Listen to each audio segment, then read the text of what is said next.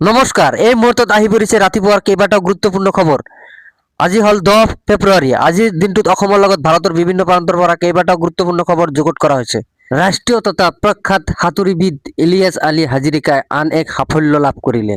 4 দিন ধৰি সাঁতুৰি 350 কিলোমিটাৰ দূৰত্ব অতিক্ৰম কৰি ইলিয়াছ আলী হাজৰিকাই বিজেপি দলৰ সামাজিক মাধ্যমত আপলোড কৰা বিতৰ্ক এটা ভিডিঅ' কিছু সময়ৰ ভিতৰে ডিলিট কৰা সন্দৰ্ভত তীব্ৰ প্ৰতিক্ৰিয়া ব্যক্ত কৰিছে অসম জাতীয় পৰিষদে। উক্ত ভিডিঅ'টোৰ বিজেপি অসমত স্পষ্টকৈ সাম্প্ৰদায়িক হিংসাৰ বাবে উচটনি দিয়া বুলি দলটোৱে অভিযোগ কৰি উত্থাপন কৰে।